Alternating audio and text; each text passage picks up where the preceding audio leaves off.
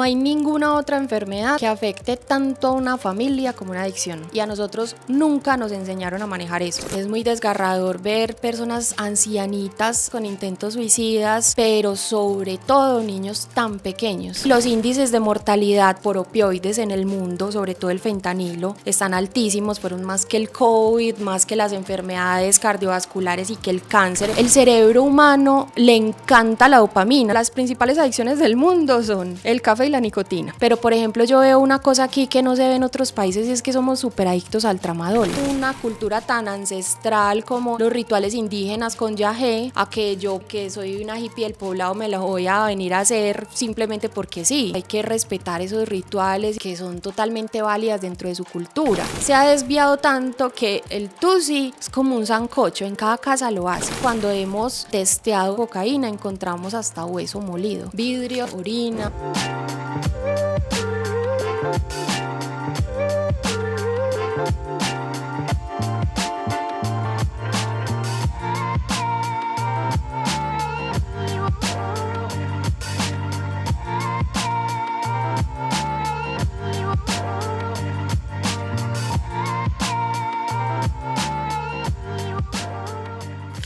Hola, hola, bienvenidos a un nuevo episodio de No hay banderas en Marte. El día de hoy estamos con un tema que a Leo y a mí nos ha causado como mucha curiosidad y que cuando empezamos a conversar Alejo y yo un poquito más de esto, dijimos, creemos que es necesario que más personas entendamos de qué va esto. Para eso, hoy tenemos frente a nosotros a Juliana Quintero. Juli es toxicóloga.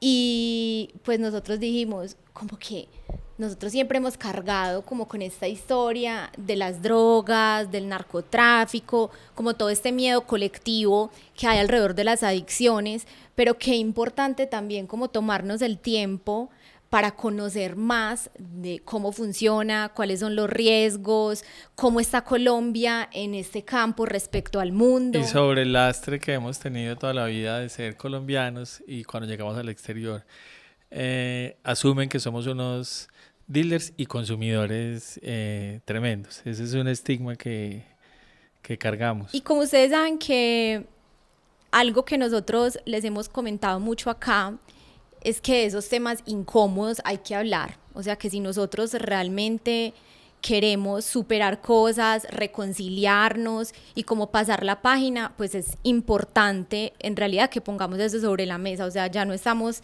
en épocas como de seguir metiendo debajo del tapete. Entonces, Juli, estamos muy agradecidos que hayas parado tu vida hoy laboral para regalarnos este espacio y conversar con nosotros. Muchas gracias a ustedes por la invitación. Aquí feliz de estar conversando.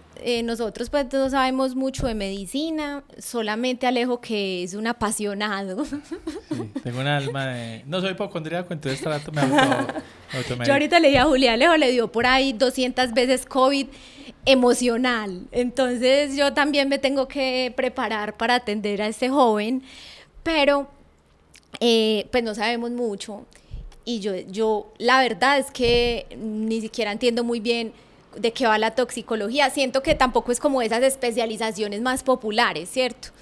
Cuéntanos un poco, Juli, cómo llega la toxicología a tu vida. Bueno, realmente cuando era muy pequeña tuve la oportunidad de conocer al primer toxicólogo de la ciudad de una forma muy cercana y para mí siempre fue un maestro, siempre fue la persona que se sabía las cosas más raras que nadie se sabía, que resolvía un montón de misterios como el lado oscuro de la medicina.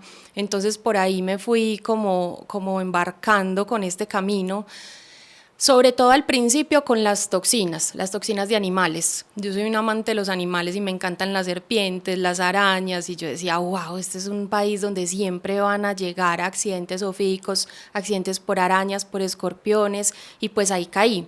Pero cuando ya me estaba especializando y ya ahora después de ver que la toxicología abarca pues eso en un país como Colombia, pero también muchas drogas, Pensaba que incluso desde que estaba muy adolescente en el colegio, los trabajos de campo eran sobre la drogadicción, entonces yo me iba para el San Alejo y conocía gente que acababa con su vida a punto de las drogas y pensaba eso cómo era y que me enseñaran y quería explicarles a mis compañeras del colegio sobre qué eran las drogas y eso, y yo dije, no, pues yo creo que sí estaba marcada como para hacer esto en mi vida. ¿Eso se estudia acá en Colombia? O sea, ¿estudiaste toxicología acá? Sí.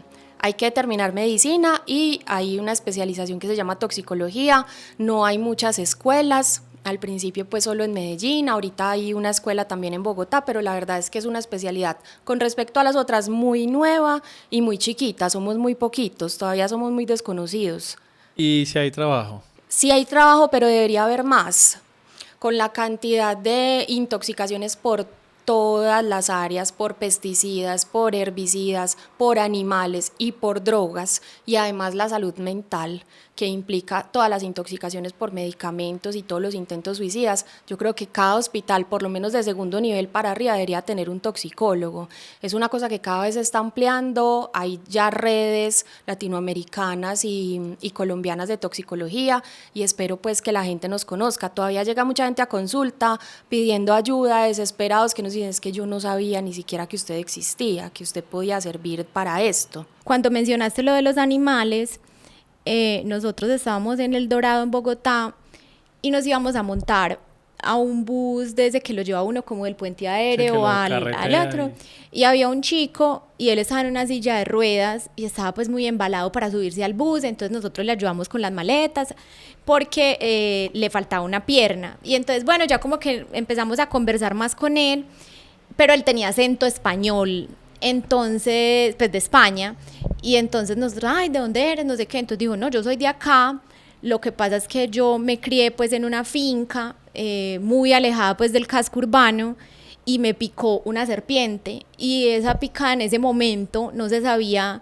yo no sé qué serpiente era porque la verdad yo de animales no sé mucho, pero él y yo, o sea, para mí fue ¿qué? Perdió la pierna, por la picada, pues por el veneno, no sé qué, le tuvieron que amputar la pierna de pequeño, y yo le decía a Alejo, yo no sabía que eso, o sea, que eso pasaba. Imagínate en la zona rural, mientras alguien pues llega hace, seguramente no sé, al puesto de hace salud. 35 años.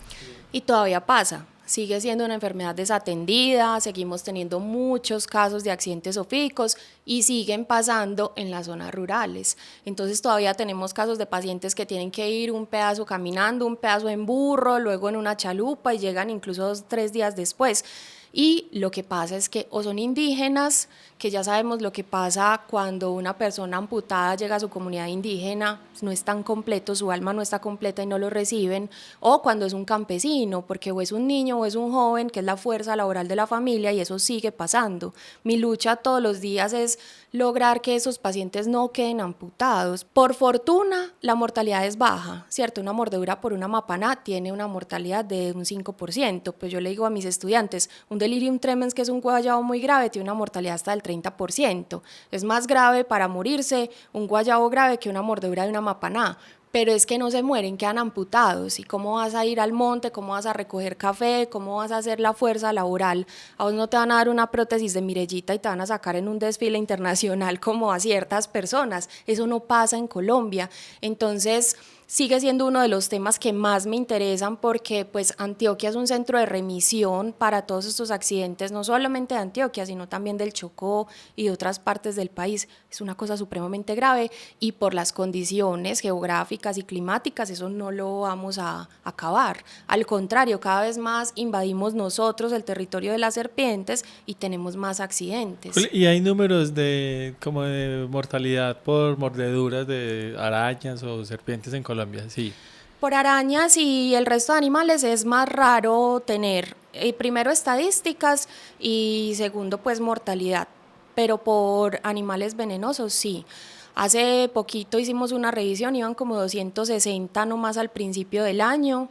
Lo que pasa es que esto es una cosa que no se ve, porque a nosotros nos llegan pocos casos, los más graves, pero la mayoría se quedan en la selva. O sea, 260 reportados. Reportados, o sea, que nos llegan a nosotros. No, pues imagínate lo que nos reportan. Sí, porque se quedan con el Jaibaná o en el centro de salud y nunca nos enteramos. Sin mencionar amputaciones, que también debe ser otro número Sin altísimo. mencionar amputaciones, que ese es el problema más grave realmente. Ahí es donde va toda la frecuencia y la pérdida de años de actividad y laborables. Juli, ¿qué es lo que más recibes? La mayor cantidad de pacientes llega ¿por qué? A toxicología. Por intentos suicidas, por medicamentos, por drogas y una gran parte también por pesticidas, por insecticidas o por matamalezas, pero desafortunadamente casi todos son intentos suicidas. ¿Y tú sientes que estos intentos suicidas están relacionados como con el boom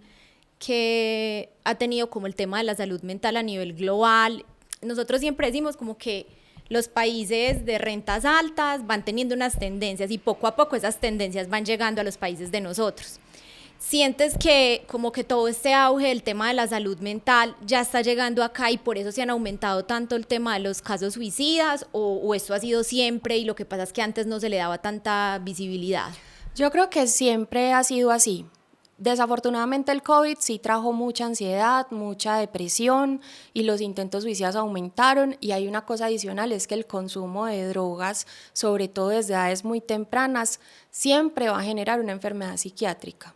La mitad de ellos ansiedad, pero en otros casos depresión, esquizofrenia, trastornos afectivos bipolares. Entonces, si yo empiezo a consumir unas drogas tan potentes desde los 6 años, como nos pasa ahora, pues claro, a los 10, a los 16 voy a tener ya una enfermedad mental grave y una disfunción personal, familiar, laboral, que me va a llevar a un intento suicida. Antes es que se habla de eso y ya por lo menos podemos decir que los atendemos con toda la dignidad del caso.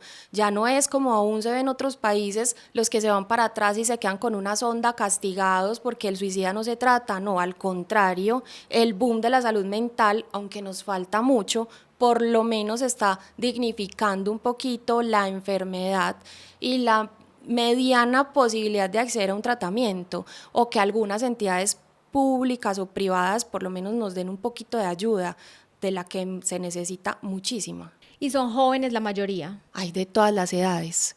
Es muy desgarrador ver personas ancianitas con intentos suicidas, pero sobre todo niños tan pequeños con intentos suicidas que son planeados. O sea, no es que se tomaron media pastilla y ya con eso creyeron, no, es que estudian, consiguen muchas pastillas o muchas sustancias y lo intentan y ya lo venían planeando. Hay un tema que a mí me ha causado pues como mucha curiosidad siempre, fue cuando llegamos a Australia a vivir nosotros. Allá los índices de suicidio son muy altos, pero como por ley no se puede ni publicar en el periódico, como que no, ellos no permiten contar, porque lo que yo entendía era que como que el suicida es un impulso, y si de pronto lo validan que hay otros que lo están haciendo, pues es como que ese impulso se hace, nos deja ser un impulso y en efecto pues lo logran o por lo menos lo intentan. ¿Cómo funciona en Colombia? Aquí también, porque uno no ve como en los periódicos este se intentó suicidar. ¿Cómo funciona, sabes? Uno no lo ve tanto, pero tampoco está prohibido. De hecho, conmemoramos pues días y jornadas antisuicidio, hablamos de eso y la invitación es a hablar abiertamente sobre el tema.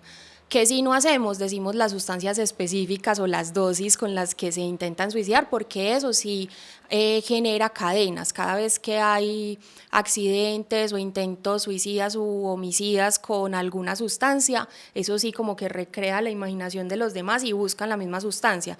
No hablamos de la dosis ni del compuesto, pero sí del suicidio, porque hay que hablar de eso, porque las personas por lo general piden ayuda de alguna manera, hasta que o son escuchadas o lo cometen. Entonces no es una cosa tan estigmatizada por fortuna como antes. Nosotros hemos conversado mucho con amigos, con conocidos, pues hemos estado como en muchos lugares del mundo y siempre hemos tenido una percepción, y es que de pronto por la historia nuestra con el tema de las drogas, yo siento que los colombianos como que tenemos un poquito como de fricción, de vergüenza, no necesariamente que lo hagamos menos, pero sí que abordamos el tema de las drogas como con ciertas particularidades.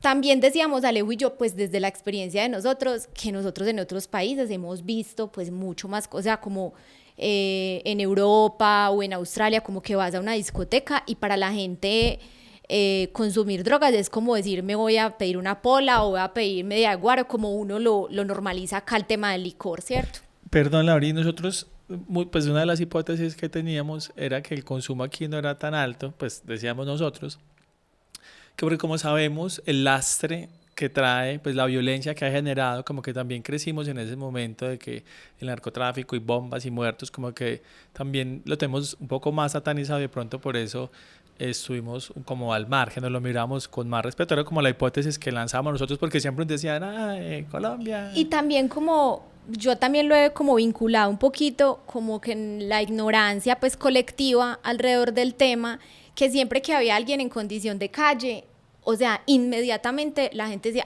es que eso es un drogadicto, es que es un bazuquero, es que, entonces, pues yo siento que, por lo menos en mi caso, como que uno creció escuchando eso de niño, y eso pues era como un pánico que inclusive yo te lo decía antes de empezar a grabar, como que nosotros hemos metido todas las drogas en la misma bolsa, o sea, eso es un drogadicto, no se sabe ni qué consume, ni cuánto, ni nada. ¿Cómo está Colombia en relación al consumo si lo comparamos con otros países? Yo creo que eso es un sí y un no, dependiendo mucho de las generaciones. Hasta la generación de nosotros supo todo el calvario de la drogadicción y de los carteles y de la guerra, y es una cosa mucho más escondida, pero no puedo decir lo mismo de los más chiquitos. El consumo está, pero demasiado desbordado, sobre todo en los más pequeños, y está pasando lo que antes no pasaba, es que es normal para ellos consumir. Para todo el mundo ahora es normal consumir tusi, para todo el mundo es incluso normal tener un vapeador, incluso dentro de una consulta médica. Y bien o mal, esa sí es una puerta de entrada a las otras sustancias, y es muy normal que un niño de 10 o 11 años ya esté probando cosas, o que le pidan al niño Jesús un vapeador y que luego entonces empiece a vapear con marihuana y sigan así. Entonces es muy preocupante porque está cambiando mucho esa visión. Ellos ya no tienen ese contexto histórico que tenemos nosotros, y ya para ellos, es más, es que la cocaína, si la usan muy poco y mezclada, y ahora ya está bien visto usar cocaína para bajarse la borrachera y simplemente para eso, y el resto es tusi o anfetaminas o todo lo que yo vaya a consumir. Pero también es porque no hablamos, porque a veces me tomo como el ejercicio de sacar tiempo a pacientes pues y a casos de mucha edad. ¿Y usted fuma? Sí, para uno es normal que un anciano fume, pero ¿qué fuma? Yo fumo bazuco. Y son cantidades, y siempre han sido cantidades, pero nosotros no preguntamos y asumimos que no, que eso no pasa en las edades mayores. Entonces, desafortunadamente cada vez está peor, y no solamente cada vez está peor en términos de consumo, sobre todo en Antioquia. Antioquia y Pereira lideran, pues Medellín y Pereira lideran índices de consumo, sino también en la reducción del inicio de la edad y la potencia. Entonces yo pongo mucho un ejemplo, y es que, por ejemplo, un bareto tenía antes un 9 o un 10% de THC, que es lo que lo droga a uno.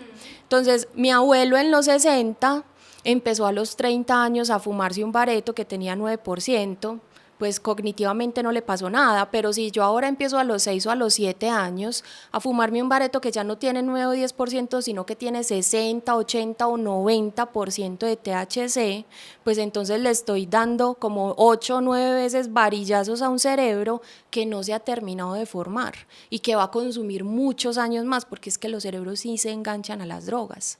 Por ejemplo, lo que pasa con los neonatos, hijos de madres consumidoras, están enganchados. Ellos probablemente van a probar una droga a los 6, 7 años, 8, y es un cerebro que ya conoce. Entonces es muy grave por eso, porque se está normalizando y porque las drogas son cada vez más potentes. Juli, ¿tú crees que la regulación podría, no quiero comprometerte más con la respuesta, pero crees que podría ayudar a de pronto a hacerlo más informado y más responsable? De pronto si lo ponemos sobre la mesa y pues si se regula, valga la redundancia, que sigan la clandestinidad. Yo creo que no, porque los estudios de otros países nos han demostrado que en términos cognitivos y de salud mental las cosas han empeorado. De hecho, en países donde hay regulación de la marihuana, los índices de esquizofrenia se han hasta duplicado.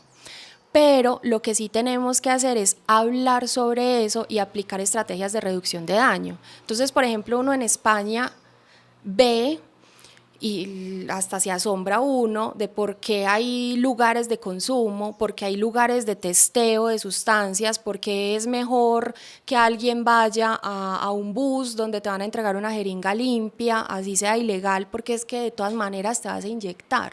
Es mejor que sea una jeringa limpia con una solución salina limpia y te inyectes y ya luego te tratas. Entonces, de pronto no legalizar, pero sí aplicar estrategias de reducción de daño, que es lo que se ve en los otros países como tan normalizado y nosotros todavía nos escandalizamos con eso. Eso es un punto medio al que hay que llegar, pero sin normalizar, porque es que legalizar un poco es normalizar la situación y ilegal es el alcohol. Y mira que, por ejemplo, los paisas consumimos alcohol desde el nacimiento hasta la muerte. Es en un bautizo se consume alcohol, en una primera comunión y en un funeral. Y la cantidad de gente que se muere por culpa del alcohol, o los índices de dependencia a la nicotina y la cantidad de enfermedad cardiovascular con sustancias que son legales. Eso no ha traído nada bueno, pues de pronto en impuestos, pero nada más. Sobre todo hablando del riesgo en la salud mental. Es que si vamos a duplicar los índices de esquizofrenia y va a ser una esquizofrenia que es más difícil de tratar, más resistente a medicamentos, va a ser muy grave. ¿Y los índices de mortalidad por alcohol en referente de otras drogas al resto? ¿Cómo está? Estamos ahí, es más altos para el alcohol, pero pues obviamente porque más gente consume alcohol. En proporción, pues son más altos por el consumo, pero en este momento, por ejemplo, va liderando la marihuana en accidentes de tránsito. Entonces, alcohol y trauma o alcohol y accidentes de tránsito siempre ha sido como una medición para nosotros y siempre era muy alto. Ahora no, la gente también se embriaga por marihuana y fuman y conducen y entonces tienen muchos accidentes, entonces ya lo sobrepasó. Y los índices de mortalidad pues por opioides en el mundo, sobre todo el fentanilo, están altísimos, fueron más que el COVID, más que las enfermedades cardiovasculares y que el cáncer en personas jóvenes, y anfetaminas, metanfetaminas y todo este rollo de las mezclas de TUSIB que tenemos ahora también son gravísimas. Entonces yo creo que lo están alcanzando. ¿Y cómo? Laura tiene una cara de susto, como marica. Ay, no, me da pena de los chiquitos. A mí me tocó, pues, que yo salía a una fiesta y había perico y marihuana. Sabíamos que había bazuco, pero en el entorno mío, pues, no estaba Luego como que llegó el éxtasis. presente. Llegó el éxtasis en algún momento. Y ya más grande, ya yo con conciencia, pues, el LSD, pues, los papeles y no sé qué. Y bueno, los hongos que siempre estaban ahí, pero era como una cosa de ir a acampar y no sé qué. Hoy yo escucho a los pelados hablar y Los digo, nombres. ¿qué es esto, marica? Hay opciones de unas cosas que estoy seguro que los pelados no tienen ¿No, un ni catálogo? idea de lo que se está metiendo. ¿Cómo estamos con el fentanilo y esas drogas que han hecho tanto daño, por lo menos en el caso de Estados Unidos, acá en Colombia? Porque también tengo entendido que hubo como, por lo menos en Pereira, sé que hubo un auge de heroína y como que bajó. Fentanilo sí hay, se ha movido y hay pacientes intoxicados, pero no se mueve tan fuerte como en Estados Unidos, tampoco es tan bajo como lo hacen creer. ¿Qué pasa? Que el fentanilo aquí desafortunadamente muchas veces se consigue el mismo de uso médico, no es el que producen los carteles en México, sino que hay tanta corrupción que el de uso médico sale y se mueve como por algunas épocas.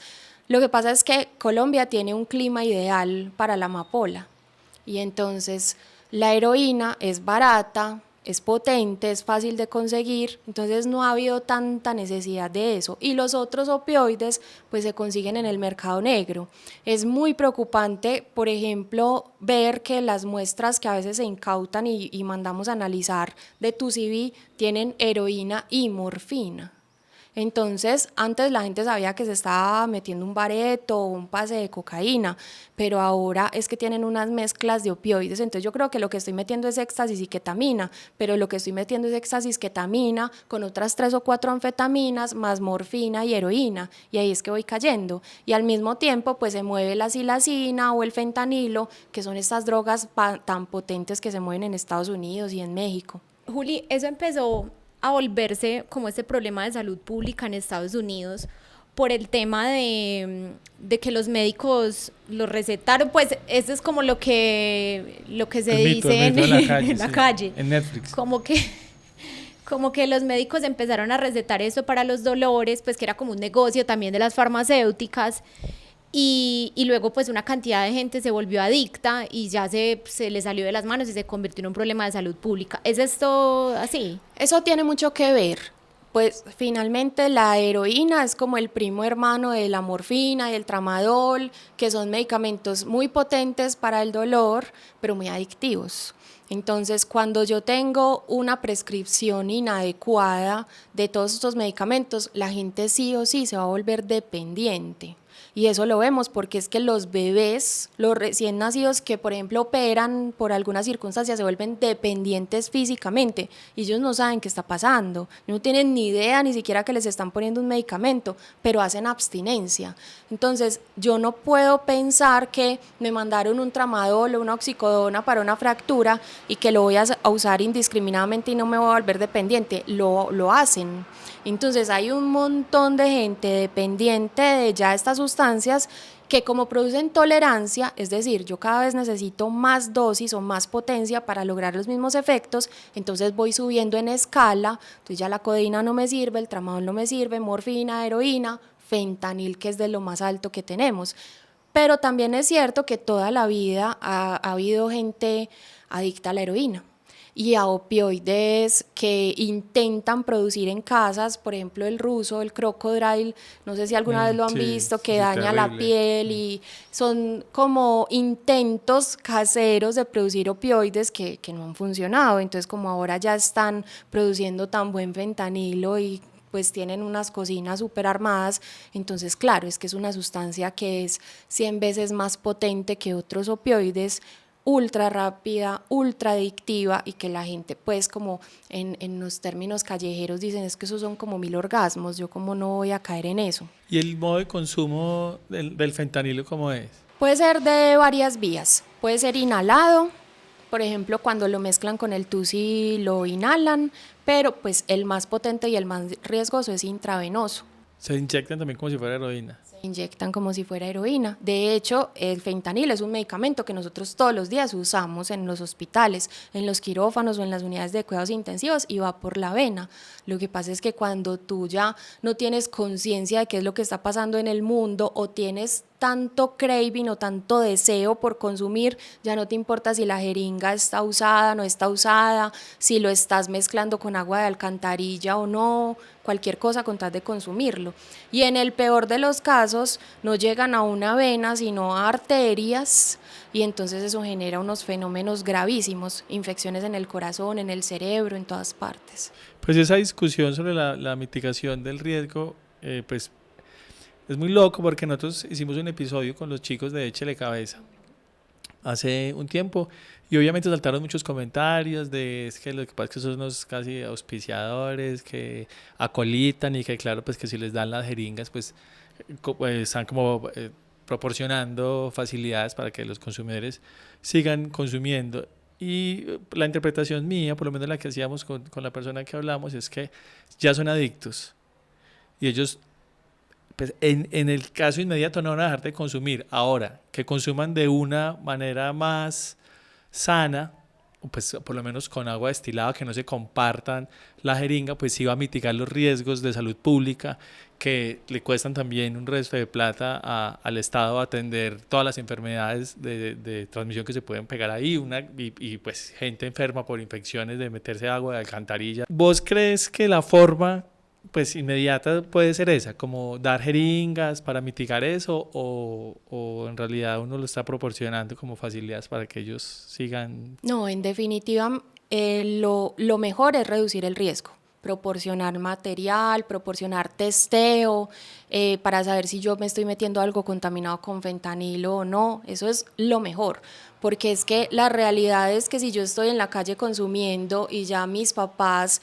no son una fuente porque se cansaron, porque les robé, porque todo lo que pasa en estas personas, ¿cuál es la vía para llegar a conseguir dinero? La prostitución, por ejemplo.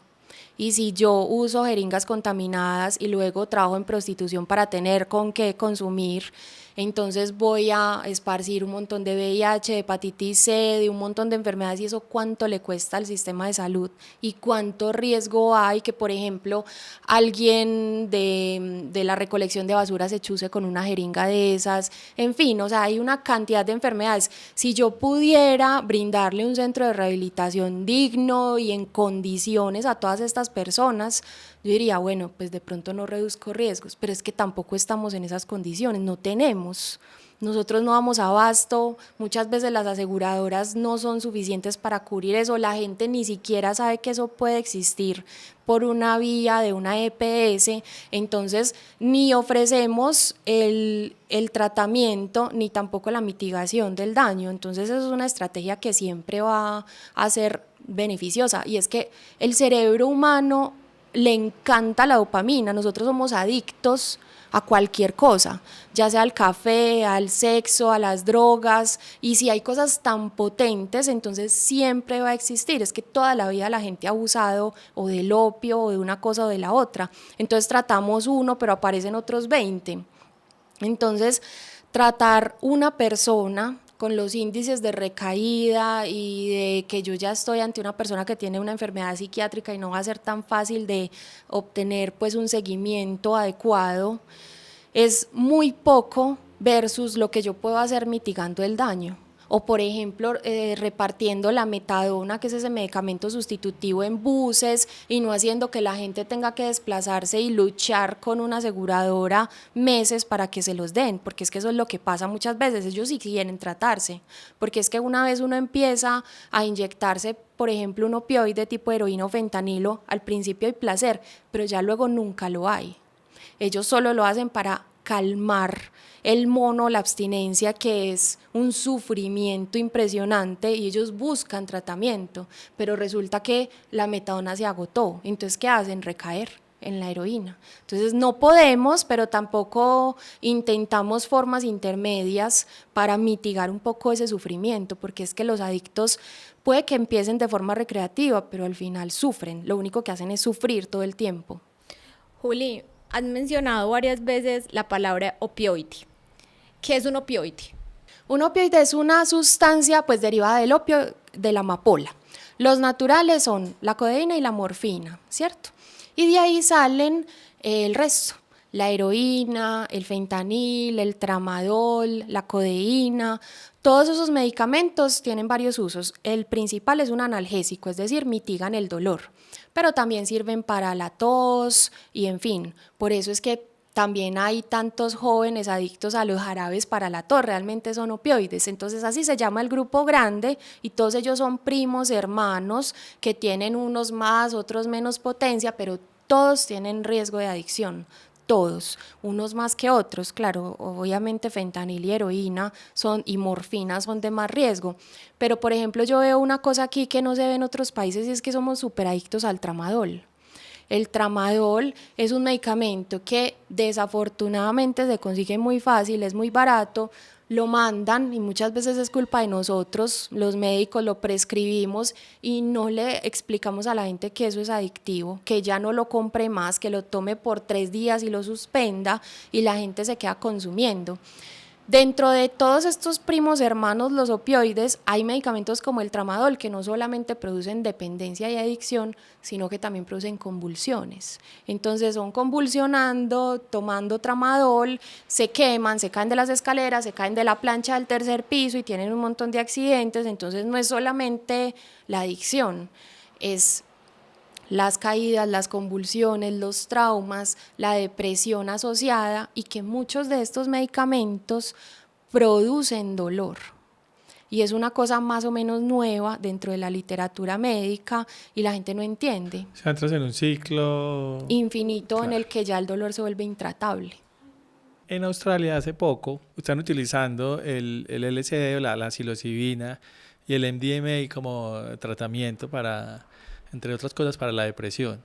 ¿Vos cómo lo ves? Esos estudios son válidos, pero yo creo que todavía nos faltan muchos años para poder decir si eso va a funcionar o no. El LSD, las anfetaminas, incluso la cocaína y los hongos, lo que hacen es liberar sustancias en el cerebro.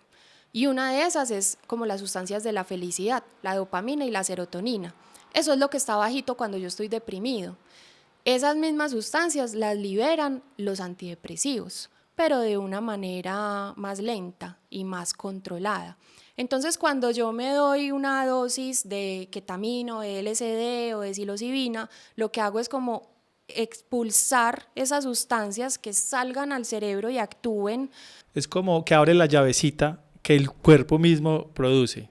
No es que la droga como tal dé la felicidad, sino que lo que te hace es como te abre la Como llave que da de la la felicidad. orden al cerebro para A que que produzca. lo libere. Para que la libere más rápido, de una forma más o menos controlada, ¿cierto? Por eso es que si yo me tomo, por ejemplo, una fluoxetina, a los 15 días me voy sintiendo mejor.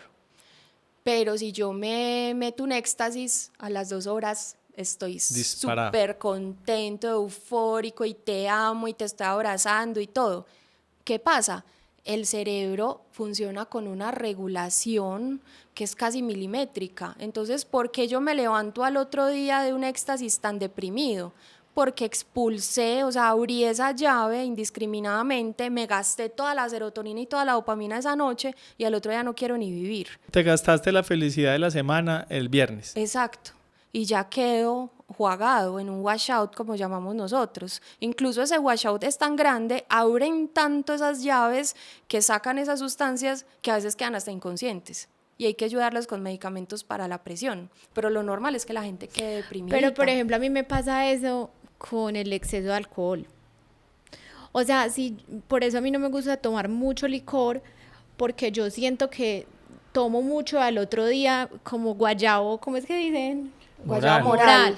No, yo, como una cosa, como que yo no puedo con la vida, como Es anímico. Sí, el alcohol, ¿qué hace de diferente, por ejemplo, a estas drogas que estamos hablando? También liberan sustancias, sobre todo libera dopamina y libera endorfinas, que son esas sustancias de la felicidad, pero las libera en una proporción mayor a lo que yo normalmente lo hago. Entonces, ese día me siento súper bien, pero el otro día no tengo ya con qué. Entonces, el funcionamiento de estas terapias es precisamente para eso, como para abrir las llaves, pero eso yo lo tengo que mantener con algo, porque si no le doy algo que siga liberando esa sustancia de forma crónica, pues entonces lo que va a pasar es que cuando pase el efecto a las 2, a las 3 semanas, en fin, dependiendo de la droga, el paciente va a estar otra vez deprimido. Muchas veces es tan difícil sacar a la gente de esa depresión, o la ideación suicida es tan grave y es tan inminente que intentan ese tipo de terapias, pero hay que mantenerla, porque si yo no la mantengo, pues entonces no va a ser posible mejorarme a largo plazo, va a ser una mejoría ahí lenta. Sí, lo que yo te entiendo, Juli, es como que pueden ser terapias que pueden llegar a funcionar, pero muchas veces la gente cree que está haciendo una terapia porque vaya a hacer un consumo recreativo, y una terapia necesita ir mucho más allá, necesita como unas dosis, unas especificaciones. Lo que pasa es que los colombianos, siempre yo digo, somos muy olímpicos y todo nos lo saltamos. O sea, los estudios de psilocibina y de ketamina son estudios clínicos reales de pacientes en hospitales. No es que se vayan para un monte, pues, o para una casa en Santa Elena y se metan sus microdosis. Entonces, como allá están usando la psilocibina, pues, o acá también, pero en estudios científicos serios, entonces yo pues aquí también me voy a ir a meterme y a pensar que eso me va a curar. Eso no me va a curar. De hecho, los medicamentos o cualquier sustancia tienen solo un 40, máximo un 50% en depresión y en enfermedades psiquiátricas. El resto lo que yo tengo que hacer es terapia, sanar lo que tengo que sanar o aprender a vivir con mis rasgos de personalidad para salir adelante. pero no es tan olímpico como eso. Ahora, están mezclando dos cosas, que es los estudios científicos con este tipo de sustancias y el tema espiritual. Y ahí sí ya no hay nada que hacer. Lo que pasa es que también están volviendo, por ejemplo, una cultura tan ancestral como es los rituales indígenas con yagé, a que yo pues que soy una hippie del poblado me la voy a venir a hacer simplemente porque sí. Tampoco es así, ¿cierto? Hay que respetar esos rituales y esas cosas culturales que ellos tienen tan arraigadas y que son serias y que son totalmente válidas dentro de su cultura. No es lo mismo. Y que también lo están vendiendo. Entonces, si yo soy una mamá con un duelo no resuelto y veo por ahí que me mandan por WhatsApp o en un poste que me van a dar yagé para ir a ver a mi hijo y me ponen un alucinógeno potente y me guían el viaje, pues a lo mejor yo lo voy a ver porque es que eso es lo que mi mente quiere ver y ante la presencia de un alucinógeno pues va a ocurrir.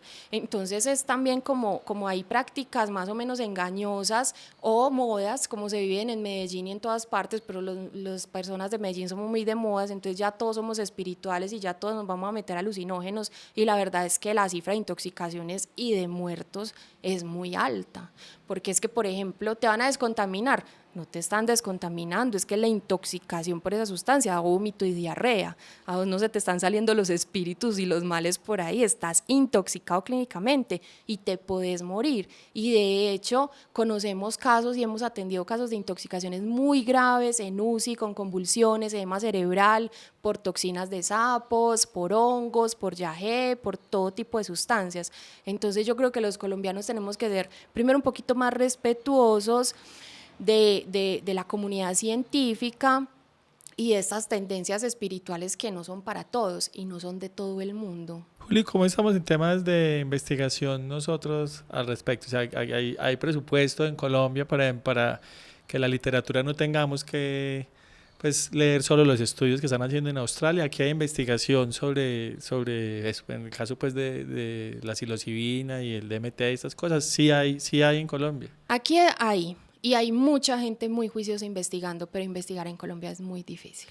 Es muy difícil porque no hay plata y porque lo tenemos que hacer nosotros mismos en los espaciecitos que tenemos entre los hospitales de paciente a paciente, o quedarnos más tarde, o reunirnos el día de descanso, o llamar a los estudiantes pues para que nos ayuden, obviamente sin ningún pago.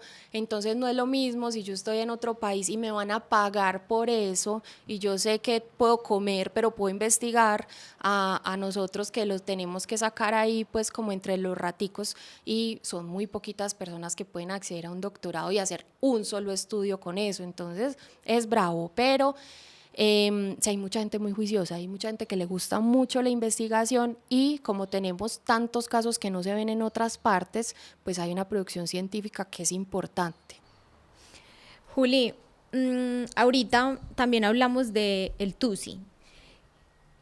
No sé si es como mi sensación, pero yo siento que eso cogió una moda impresionante. ¿Qué es el TUSI y por qué se ha vuelto como tan popular acá en Colombia? El TUSI realmente es una modificación de una anfetamina. Una anfetamina es una sustancia que es estimulante y es alucinógena, que tiene una estructura química, y esa estructura química yo le pongo y le quito palitos y le pongo y le quito carbonos y voy haciendo más y más sustancias, unas para que dure más en el cuerpo o genere más euforia y más felicidad o sea más alucinógena, o en otros casos para que pues los muestreos de laboratorio no la cojan, ¿cierto? Entonces sea una sustancia que no sea perseguida por la ley. Entonces a esa molécula papá le pusieron unas modificaciones químicas y a eso se llamó la serie 2CB, ¿cierto? Empezando porque de entrada ni es rosada, ni se consume inhalada, ni nada. Ni se llama TUSI. Ni se escribe TU. No, nada. Aquí ha llegado y hay, ¿cierto? Aquí se conoce más como Nexus, la molécula original, pero es muy costosa. Las cosas aquí como de laboratorio, muy sintéticas, originales, son muy costosas. Entonces, como el buen olímpico colombiano que todo lo piratea, decidieron piratearlo. Hace muchos, muchos años, cuando yo todavía era residente, incluso tenía casos en que me decían, no, es que yo cojo cocaína, perico, que normalmente se consigue al 30%, yo la pongo al 80% y la pinto de rosado, de negro, de morado, entonces vendo cocaína rosada, cocaína morada, cocaína negra, pero lo que pegó fue la rosada. Y llegó a una generación que estaba como que buscando qué hacer, ya la cocaína le parecía que no, y eso empezó a producirse de una manera desaforada. Juli, perdón, pero el efecto del Nexus, o sea, como de la versión original, pues de la verdadera versión del Tusi, ¿qué es? ¿Qué da? ¿Qué es la Es sensación? estimulante, es como un LSD un poquito menos potente, es alucinógena, y el Nexus versus una anfetamina normalita dura más en el cuerpo, o sea, la euforia es mucho más prolongada, pero al ser más prolongada entonces es más cardiotóxico y es más neurotóxico. Entonces aquí, pues en algunas plazas hacían tusi, del tusi criollo con un poquitico de Nexus y el resto de otras anfetaminas, éxtasis, MDMA, en fin, como para simular el efecto, muchas veces también con cocaína, pero ahora eso ya se ha desviado tanto que el tusi es como un cóctel, es como un sancocho, en cada casa lo hacen. Como es tan fácil de cocinar, no genera olores ni vapores, o sea, eso no hay que decirse como Breaking Bad con sus máscaras doble filtro, entonces todo el mundo lo aprendió a cocinar. ¿Qué es lo más normal? Que tenga ketamina. Ketamina es un anestésico muy disociativo, muy alucinógeno que usamos tanto en medicina de humanos como veterinaria. Entonces cocinan la ketamina y le agregan un montón de cosas, pero entonces como les contaba, ahorita hay con heroína, con fentanil, con silacina, que también es un medicamento que ha generado muchísimos daños en Estados Unidos. Le agregan de todo, hasta acetaminofén o cualquier cosa. Es que de hecho cuando hemos testeado algunas sustancias, sobre todo cocaína, encontramos hasta hueso molido, vidrio de estos bombillos nuevos molido, orina, cualquier cosa. Con unos chicos de esos que hacen testeos de drogas en los festivales, son amigos de nosotros y nos contaron, no los de Chile Casa, sino otro, que en Medellín les echaban mucho un purgante para perros, algo así, y que ellos como en los testeos se daban cuenta que la gente se estaba volviendo era como adicto al purgante, o sea que estaba rendido porque tenía casi que la mitad por ciento era el purgante. Sí, eso se llama levamisol. Fue de uso humano, pero lo prohibieron porque generaba muchas complicaciones médicas. Y eso sobre todo al principio cortaban la cocaína, o sea, cortar es mezclarla, pero ya también nos dimos cuenta que el tusi está cortado con levamisol. Es un antiparasitario para animales, pero tiene una potencia similar, o sea, aumenta los efectos estimulantes y euforizantes, y cuando se metaboliza, es decir, cuando se degrada en el cuerpo, produce una sustancia parecida a una anfetamina. Entonces casi que es ganador por todos lados. ¿Cuál es el problema? Que daña los vasos sanguíneos, no solamente de la piel, sino del cerebro, de los pulmones, del corazón, de todas partes, pero ahí es que empezamos a ver tanto lo que llamamos pues las vasculitis por levamisol, y es que los dedos, las orejas, la nariz o el pene se empiezan como a necrosar, a morir y se caen. Eso es un problema que todavía tenemos ahora. Hay mucha cocaína contaminada con levamisol y ahora hay mucho tusi contaminado con levamisol. Y todo el mundo en generaciones más chiquitas que nosotros consumen tusi porque eso es como normal, o sea, es que en las secretarías de gobierno y en las reuniones así de drogas y también en ambientes pues como de pacientes le dicen es que donde venden granizados venden tusi, es que en todos los bares se mueven tusi, es que ya las gafas te las venden con el palito de atrás con una cucharita para tusi, pues eso es de lo más normal que para nosotros no Sí, es sí, nos normal, escandaliza. nosotros nos creamos así, pero para ellos ya es como Yo estoy muy tomarse una mayor. cerveza. No, yo estoy pensando en los papás, no me los puedo sacar porque yo digo, ¿qué hace uno si tiene un niño en ese momento o una niña adolescente de 13 años? O sea, esto se da mucho, Juli, en los colegios. ¿Cómo ven ustedes? O sea, cuando hacen un poco el rastreo, ¿Qué están encontrando? ¿Cómo caen los niños ahí? Porque ahorita decías, hay mucho niño chiquito, pues que 13 años y uno ya enganchado con una sustancia de estas, ¡jue madre! Desafortunadamente por las familias. El ejemplo sigue siendo una cosa muy importante para los niños. Y entonces hay casos incluso de niños esnifando o aspirando quipitos, que porque ellos quieren ser como los papás cuando sean grandes, o sea que consumen tusi o cocaína. Eso por un lado. Hay gente muy consumidora que consume delante de los niños, ya no le ve nada raro a eso y entonces los niños aprenden eso y que eso es lo que quieren hacer. Y por otro lado, el mercado de las drogas hacia los niños pues siempre se reinventa. Entonces al principio les vendían las calcomanías que realmente era LSD o no LSD porque es muy caro, pero sí anfetaminas impregnadas en papelitos. Lo que es el mangazo es que echaban como químicos Lady, que se llama, en las manguitas de las bufandas o del buzo, entonces el niño todo el tiempo aspiraba.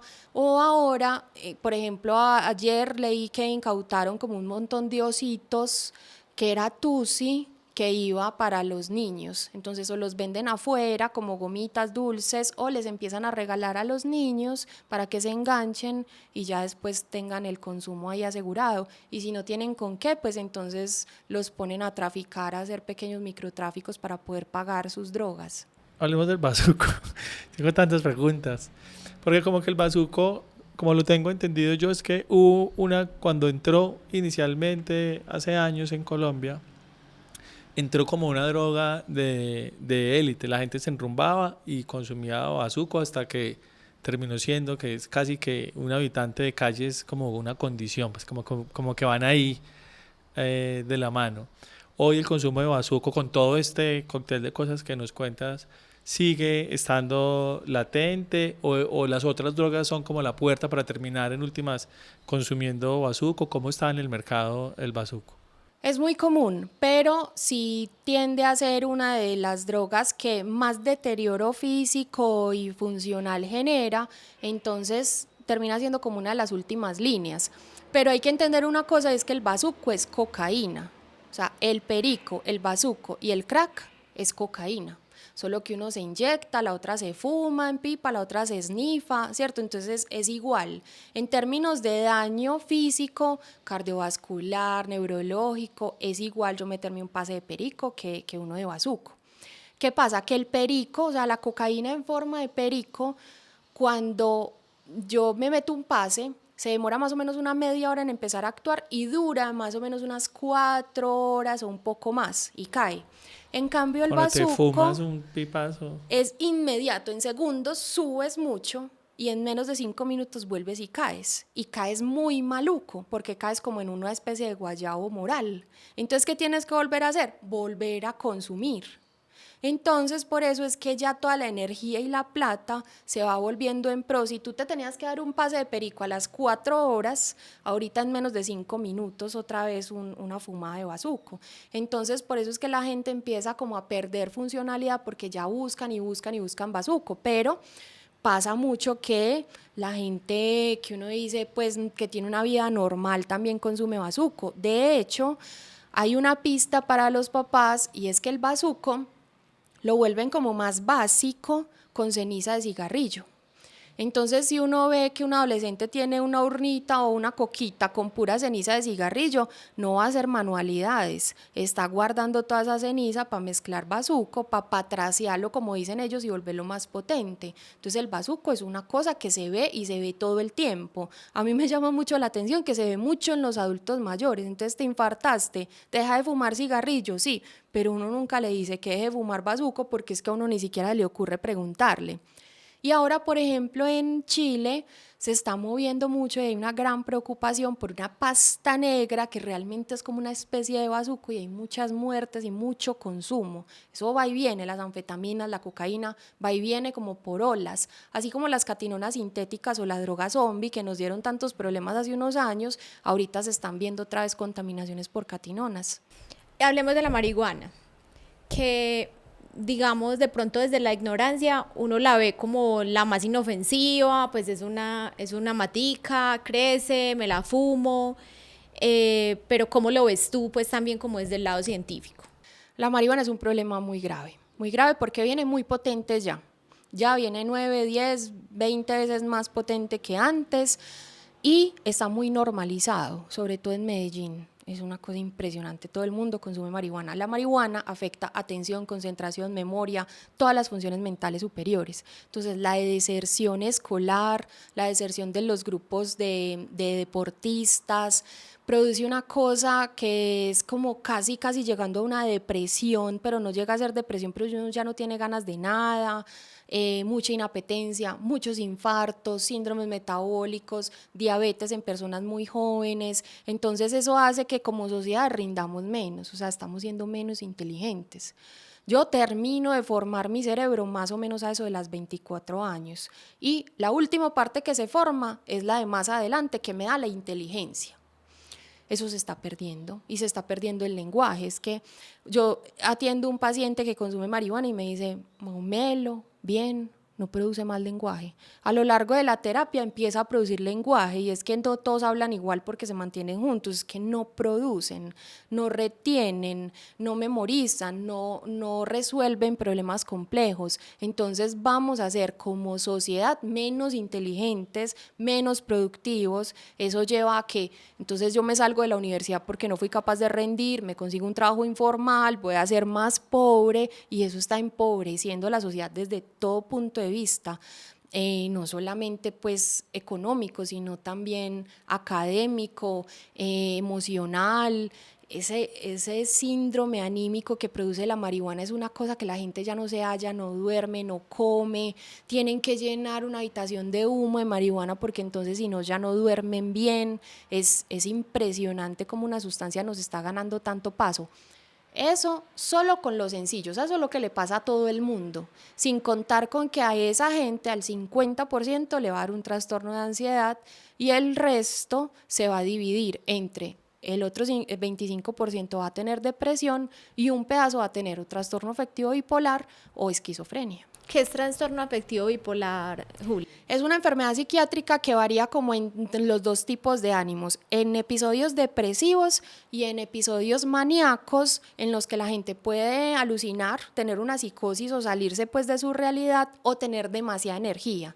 Entonces esa persona que se pinta de todos los colores por 7 o 10 días no duerme, hace compras impulsivas, sale caminando de aquí a San Pedro y en ese lapso tiene muchos accidentes, incluso pueden alucinar, pueden matar gente, pueden agredirse a sí mismos, y son episodios como lo que antes llamaban la enfermedad maníaco-depresiva. Eso lo genera la marihuana. Así yo no tenga genes, ni tenga herencia, ni nada, lo genera de cero.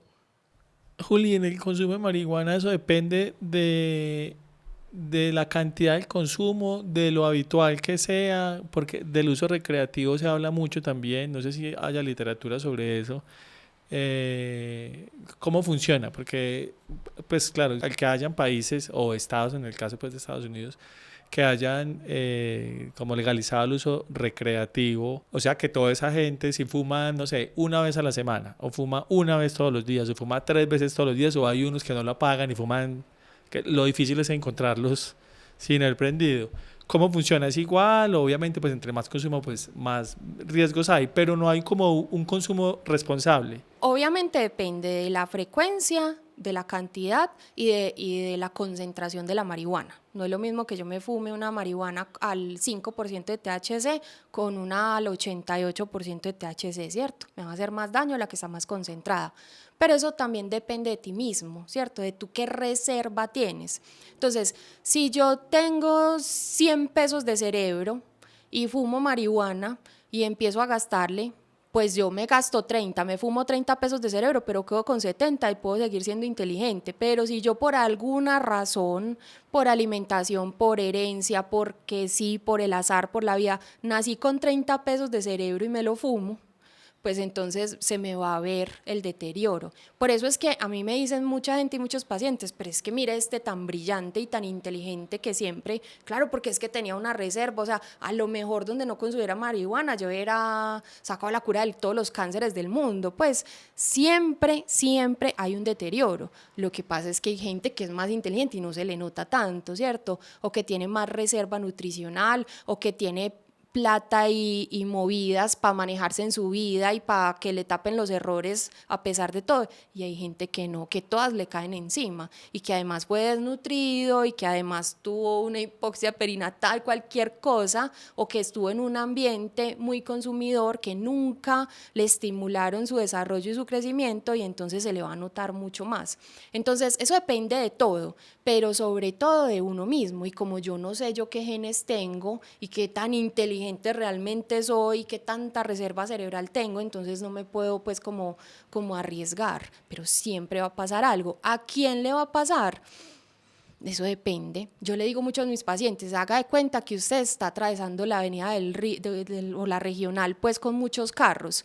Puede que lo pise el carro a la primera o puede que pase 20 años y nunca lo pise, ¿cierto? Pero uno nunca sabe, pero siempre está ahí el riesgo. ¿Qué es lo más adictivo? O sea, de todo esto que hemos hablado, ¿qué información tenemos sobre la dependencia que generan estas sustancias, Juli? O sea, la verdad es que lo más adictivo, las principales adicciones del mundo son el café y la nicotina, en cantidad, ¿cierto? Pero en daño, entre más potente la sustancia, más adictiva. Los opioides son de las sustancias más adictivas.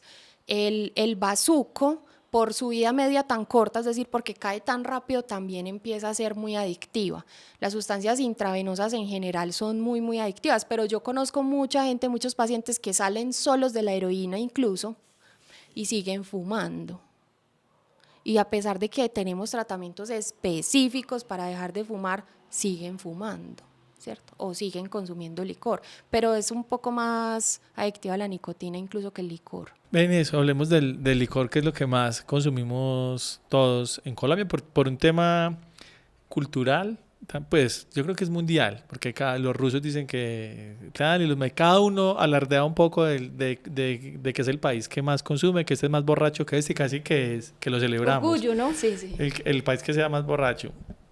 ¿Cómo es el consumo de alcohol? Y a mí me gustaría saber como cuántas personas te llegan intoxicadas por alcohol y que tú atiendas, y cuántas por el resto porque es que yo siento que como está pues es tan cotidiano el consumo y tan premiado, incluso hay un tema de género ahí, que los hombres berraquitos toman mucho y hay que romperse a trago, y el más bacán es el que más aguante, pues casi que premiamos era ir matarnos lentamente a punta de chorro.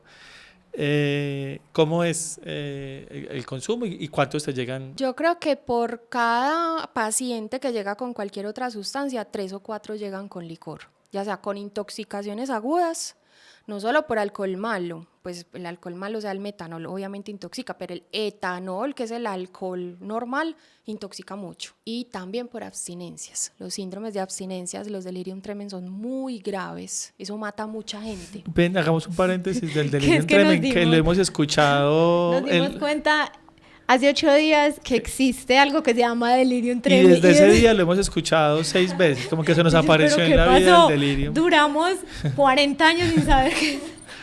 Y ahora... El delirium tremens es la forma más grave de abstinencia. Casi siempre se relaciona con alcohol, pero puede pasar pues con otras sustancias, pero en general pasa con el alcohol, y de cada 10 personas que tienen eso, 3 se pueden morir. Es una cosa muy grave. Entonces es como un guayabo pero multiplicado. También hay náusea, hay vómito, hay dolor de cabeza, pero también hay alucinaciones. Por eso es que los productos de delirium tremens y el delirium tremens siempre se pinta como con el elefante rosado, porque esas personas tienden a tener alucinaciones con contenido casi siempre de animales, o que están tomando licor, o que están pues haciendo alguna actividad que implique licor. Es muy grave y eso llega mucho. Llega mucho, sobre todo Medellín se mueve muy como por ferias y fiestas. Entonces, por ejemplo, el 31 de diciembre todos le prometen a la esposa que ya no toman más, y la segunda semana de enero estamos llenos de delirium tremens. O porque se les acabó la plata, entonces tomaron desde el 8 hasta el 1 y ya después del Puente Reyes ya no tienen con qué. O pasa a la Feria de las Flores y ya no tienen con qué, tomaron toda la feria o tomaron todas las vacaciones de mitad de año, paran abruptamente y eso genera delirium tremens. Hay convulsiones, alucinaciones, arritmias. Eso requiere manejo en unidad de cuidados intensivos. Ah, jue madre. Es muy grave y es muy común con el licor. Todo el mundo que toma, o sea, que ya es adicto al licor, no es una tomadita pues ocasional, puede tener un delirium tremens. Y el problema es que cada episodio es más grave que el anterior.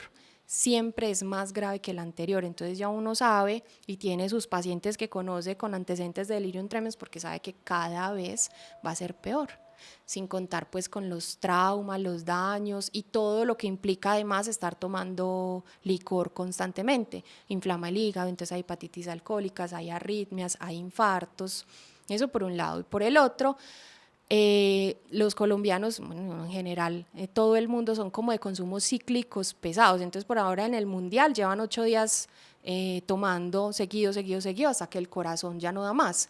Y lo peor es que usamos o el chorro del desenguayabo o un sauna o cosas así, y eso ante un organismo que está con el potasio bajito, con el sodio descontrolado, Con genera disautonomía. arritmias. Con disautonomía. Eso se llama el síndrome del corazón festivo. Entonces el paciente que tomó toda la noche o que lleva 2 o 3 días tomando, se mete al sauna o se mete al chorro o a la piscina y ahí cae en un paro cardíaco por una arritmia. Bueno, ahorita decíamos, Juli, que hay cosas que ya existen, ¿cierto? O sea, hay personas que ya están adictas, o sea, el problema ya está sobre la mesa. Yo en todo este episodio he estado pensando en las mamás, en las Yo familias. también, y me confronta mucho porque yo soy muy liberal. Y lo hablamos en el episodio con la gente de Chile Cabeza, es que la lucha contra las drogas se perdió. Por lo menos, como lo diseñaron, la recagaron, porque después de 40 años de lucha con las drogas, 50, 60, hay más drogas Y más adictos. O sea que No funcionó. lo que implementaron no funcionó en lo absoluto. Yo pienso es, bueno, si uno ya está metido en un problema como estos, vamos a poner el caso, mi esposo es un alcohólico o mi hijo, ya me enteré que está consumiendo alguna sustancia, ¿qué recomiendas tú a la persona que acompaña a ese adicto?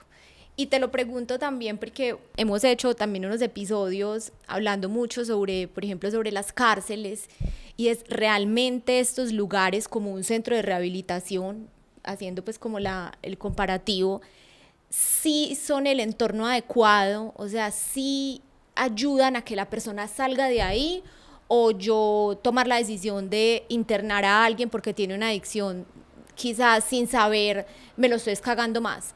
¿Cómo lo leen ustedes pues desde la parte médica? Lo primero es que las adicciones, no hay ninguna otra enfermedad que afecte tanto a una familia como una adicción. No es al paciente, es a la familia entera. Y a nosotros nunca nos enseñaron a manejar eso. Nos enseña a manejar un duelo, de pronto una pérdida escolar, hasta un cáncer, pero nunca una adicción. Entonces lo primero es que hay que buscar ayuda. Hay gente encargada de eso. Y la palabra que tú dices es muy acertada, hay que acompañar. No hay que perseguir, no hay que intentar tratarlos, ¿cierto? Entonces, que yo le esculco, que yo lo persigo, que yo lo huelo, que eso no genera nada bueno en el paciente, y tampoco, porque los hay, y mucho más común, que yo le compro, que yo le doy para que mejor consuma acá, que es que para que no se ponga grosero voy yo misma y le compro. O para que no y se le meta a la doy. plaza y corra riesgos. Tampoco. Sí. Hay que acompañar, pero entregar la responsabilidad. Los centros de internación en adicciones, hay de todo. Hay muchos que son ilegales y que eso no tiene ni un médico, ni un terapeuta, nada, y que son ahí como trabajos forzados. Y hay muchos, por fortuna, que son legales y que tienen todo el conocimiento del mundo.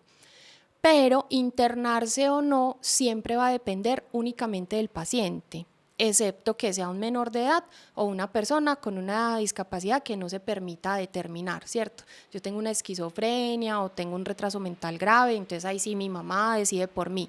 De resto, siempre decide el paciente.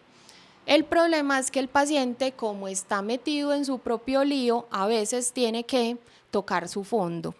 A veces los fondos no son tan fondos, por fortuna, ¿cierto? Entonces me choqué o me amenazó mi novia que me va a dejar, ¿cierto? Otras veces el fondo es muy fondo, pues estoy en la cárcel o atropellé a alguien o apuñalé a alguien en un episodio psicótico, en fin, o me cogió la policía y terminé en el hospital.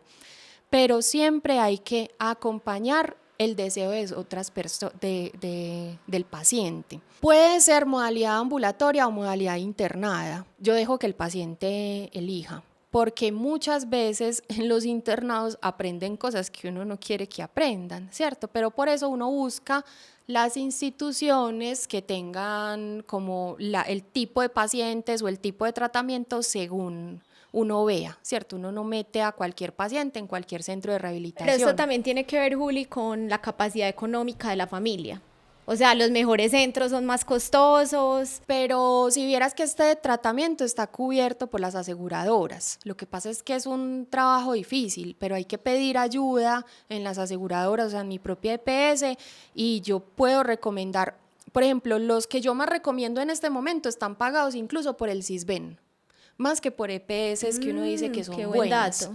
Sí, y la mayoría no se quiere internar, pero también se sorprende uno de gente que ya está desesperada y dice, por favor, interneme, yo ya no doy más, por favor, interneme. Lo bueno, o sea, un terapeuta, ya sea un toxicólogo o un psiquiatra, que entienda bien de adicciones, tiene que explicarle a un paciente que eso es un programa a largo plazo y dinámico. O sea, yo puedo empezar un programa ambulatorio sin internación y en el momento que cualquiera de los dos considere que es mejor internarse, pues te internamos. El tiempo lo definimos entre los dos y luego salimos y seguimos haciendo. O si te internaste, pues pucha, no me gustó, no me gustó. Los internados siempre son voluntarios, o sea, yo puedo hacer de todo, pero si esa misma noche decidí que no, salgo.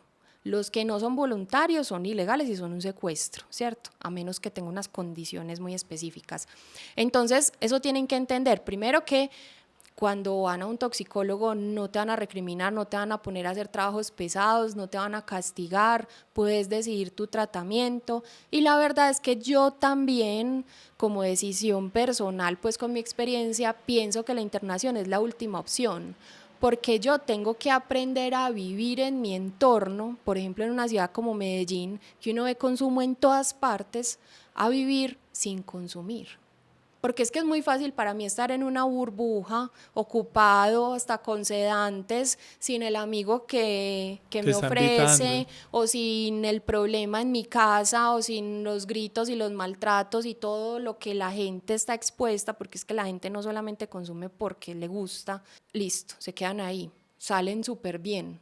Cuando salen a la realidad se dan cuenta que es que en el bus, en la esquina, en el bar, en todas partes consumen, todo el mundo habla de drogas y no aprendí nada. Entonces yo prefiero que aprendan, así sea más lento, que aprendan a suspender el consumo en su entorno y al mismo tiempo superando sus problemas, su duelo, su depresión, su fobia social, lo que sea que lo llevó a consumir o lo que sea que le generó consumir, a internarse. Los internos ya cuando veo que, por ejemplo, el consumo puede atentar contra su vida, o sea, estás consumiendo tanto que es que te vas a morir, vas a hacer una falla respiratoria, el centro respiratorio se va a apagar y te vas a morir, o que ya intentamos todo y no es posible, pero yo prefiero intentar todo antes de la internación.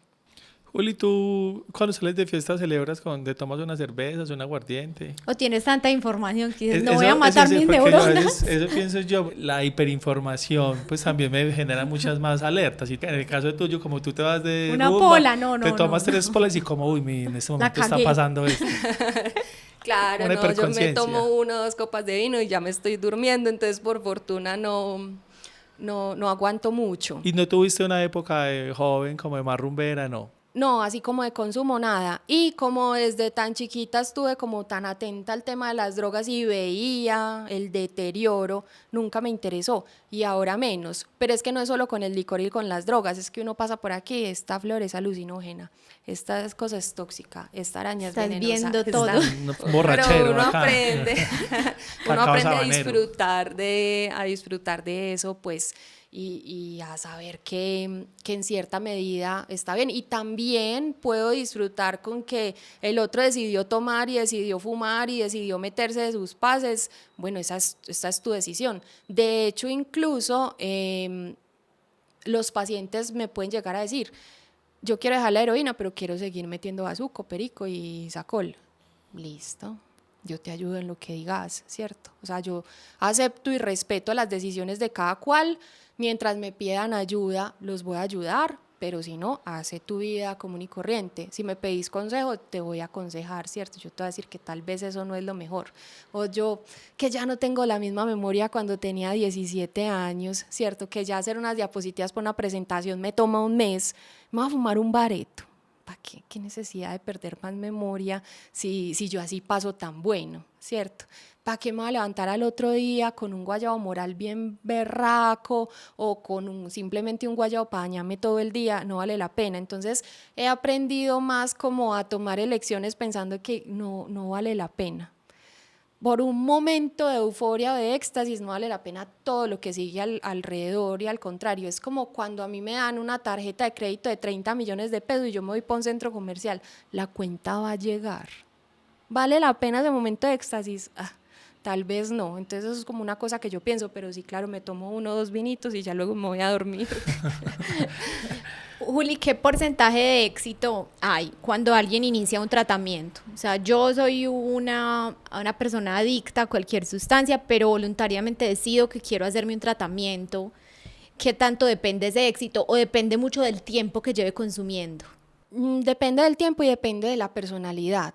Hay personalidades que son muy adictivas y que se enganchan a cualquier cosa y hay otras que no. Y también depende del contexto, ¿cierto? Si yo tengo un duelo no resuelto o es que siempre fui muy ansioso o un fóbico social y me trato y resuelvo eso, tengo más probabilidades de éxito, ¿cierto? Pero si yo fui un hijo de madre consumidora durante todo el embarazo, me abusaron de chiquito, porque es que esto no me lo estoy inventando, porque sí, es que esto lo veo todos los días. Luego me hicieron bullying, luego tuve que salir a prostituirme o cualquier cosa. Va a ser mucho más difícil, ¿cierto? Porque las condiciones han sido mucho más adversas. En términos generales, es muy desalentador. Entre un 30 a un 50% de probabilidades de éxito, más o menos dependiendo del soporte, sobre todo el soporte. Eso es una cosa que nosotros todavía no hemos podido garantizar. Soportar a estos pacientes por mucho tiempo, o sea, brindarles acompañamiento por largos periodos, porque esto es un proceso que es a largo plazo, porque el cerebro siempre va a quedar enganchado. Entonces es una cosa que dicen mucho las personas de Alcohólicos Anónimos, que son un gran referente para nosotros en adicciones, es que el alcohólico siempre es alcohólico y el que consume también es igual, y el que juega el juego patológico, la ludopatía, es igual, ¿cierto? Es un cerebro que está enganchado, entonces está inactivo en consumo hace 25 años, pero el día que se le muera la esposa y empiece, puede arrancar otra vez. Entonces, poder brindar un tratamiento a largo plazo, yo creo que va a incidir mucho en esas cifras de recuperación, pero ahorita entre un 30 a un 50%. ¿Cómo está Colombia en relación a otros países de Latinoamérica? A mí me gusta mucho hacer estas preguntas porque pues somos países que de una u otra forma compartimos algunos contextos en temas de acompañamiento a estos pacientes, del sistema de salud, cómo está diseñado. En abuso, en consumo. En consumo, muy regular, sobre todo en algunas regiones, ¿cierto? Como te decía, Medellín y Pereira son de altísimo consumo, pero en acompañamiento también estamos bien. Nosotros, dentro de todo lo que nos quejamos, tenemos un sistema de salud que por lo menos le brinda a estas personas tratamiento farmacológico, terapias, internaciones. Antes era solo para menores de edad y ya es para todo el mundo. Y que tenemos una conversación en torno a esto, que por lo menos hay toxicólogos. Hay países donde no hay toxicólogos o donde simplemente hacen una maestría y se dedican un poco a temas como de intoxicaciones agudas por medicamentos o por animales, pero nada más. Entonces nosotros cada vez somos más, cada vez estamos más presentes en las comunidades terapéuticas. O sea, no es el ex adicto que hizo una finca y ya trata a los demás, que eso puede llegar a funcionar. Pues no es lo mismo cuando hay una persona especialista en adicciones. No estamos tan mal, pero siempre podemos mejorar. Juli, para ir terminando, en el tema como estratificado, o sea, hay unos estratos que consumen más unas drogas y otros se consumen más otras drogas, también el mercado y todo este tema pues, del microtráfico que hay dentro del país, ¿están enfocados en atender como una población o casi que eso ya se regó por todo lado? Todos los estratos consumen, todas las familias tenemos un problema de consumo y eso hay que aceptarlo, ¿cierto? Desde el gerente de una empresa multimillonaria hasta la persona que vive en condición de calle.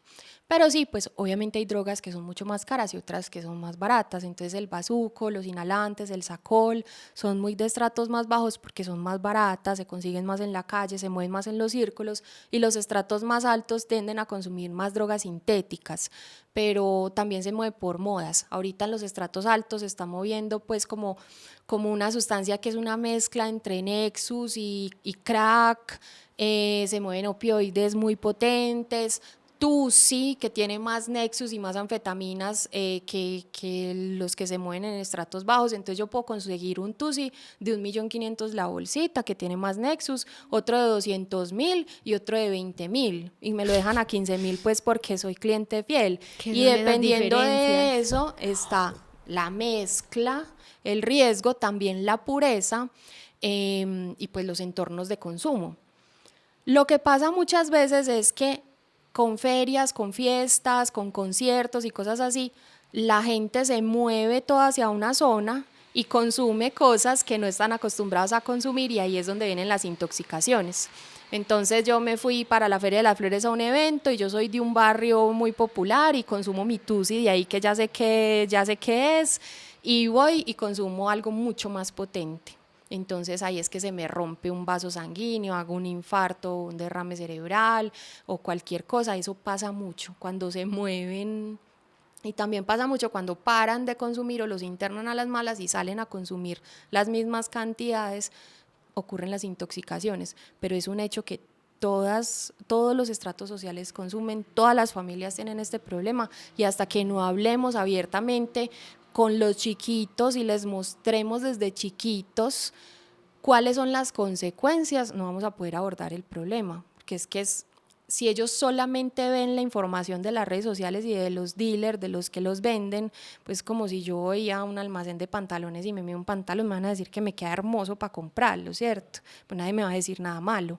Entonces hay que hablar con los chiquitos de todas las edades y de todos los estratos sociales. Juli, no, pues muchísimas gracias. Masterclass. Te rompimos la pregunta. No, pero No es te que es dejamos. muy importante aprender. Pues me gustó mucho conversar contigo, un poco como que aclarar también tanto mito que hay. Pues tú que estás en el día a día y frenteando eso. No, muchas gracias a ustedes. Yo creo que es muy importante hablar del tema y quitar tanto tabú y reconocer que hay que brindar información. O sea, lo más importante que puede tener una persona es información y educación, ya que cada cual decida, que sepa que puede pedir ayuda, que eso es posible, y que tome sus decisiones, pero con la información completa, no solamente con la de un lado. Yo creo que eso hace el real cambio cuando yo decido consumir alguna sustancia. No, yo estoy obsesionada con los papás. Yo pienso que es que de verdad en este momento ser padre o madre exige un estudio, o sea, es de verdad. Nosotros hoy estamos aprendiendo un montón de cosas con Juli, pero si nosotros tuviéramos un niño de 11 años, pues es que tenemos que ponernos a leer, porque no podemos seguir repitiendo las mismas bobadas. Y le hizo mucho daño a una generación, no sé si pasa ahora, era que metían todas las drogas en una misma bolsa. Entonces a veces metían un bareto y una pipa de bazuco en la misma bolsa. Entonces para un pelado que no sabía la diferencia, pues si se echaba un porro, al otro le podía fumar una pipa de bazuco, y hay una diferencia entre una cosa y otra abismal, porque nadie se tomó la tarea de decirle al niño: oye, esto es esto y esto es esto. Todo lo que Juli nos ha dicho hoy, vea, estas drogas están saliendo, esto está pasando así. O sea, de verdad hay una responsabilidad enorme de entender lo que está pasando, porque yo también pienso que sobre todo desde los hogares puede haber una prevención si hay una apertura al conocimiento y a conversar con los niños de lo que está pasando en el mundo. O sea, que no sea el amiguito que se lo explique, que no sea el que vende el que se lo explique. Entonces yo creo que para los y las que tienen hijos, sí es como una tarea obligada ponerse a investigar de este tema y a leer, porque hay que educar. Porque ya no es tan fácil como que llegó oliendo a cigarrillo o a marihuana, míreme los ojos, ya no huelen a nada, todo va ya los ojos están evolucionando. normales, ya puede que no sientan nada y están en problemas graves. Y uno a veces no cree, y las brechas generacionales, miren lo que está pasando. Nosotros nos quedamos con una versión de las drogas, hoy hay otro contexto completamente diferente. Entonces, si yo como padre o madre no hago el catch up a este momento histórico, los niños, o sea, hoy un niño que maneje el celular, que sea más hábil, o sea, engaña al papá y a la mamá en 5 segundos, un niño de 10 años. Completamente. Bacano como eso, dar un poquito de contexto a lo que está pasando en Colombia. Entonces hablamos mucho sobre la colombianidad y tratamos de descifrar muchas cosas de este país. Entonces, Julio, otra vez, muchísimas gracias. Sí, se necesita gente muy preparada, como haciéndole frente pues a estos problemas que se vuelven problemas de salud pública en un abrir y cerrar de ojos. Entonces me parece como bacano que tengas como toda esta amplitud de este tema que nos ha tocado y creo nos ha tocado por años y creo que nos seguirá tocando por lo que vemos. Y que es mucha gente que nadie quiere ayudar, que todo el mundo lo pone a un lado, le da la espalda. Entonces sí, es muy grato poder tener la oportunidad de hablar de esto, de tener estos espacios y también de trabajar en lo que trabajo. Esperamos que haya sido muy enriquecedora esta conversación, así como lo fue para nosotros, un tema pues que creo que nos ha atravesado a todos los colombianos y que nos seguirá atravesando porque cada día salen cosas nuevas, entonces ahí como la importancia también de estar actualizados. Les agradecemos mucho la atención, acompañarnos cada semana en estos episodios, nos vemos en 8 días con un nuevo invitado o invitada. Chao. Gracias.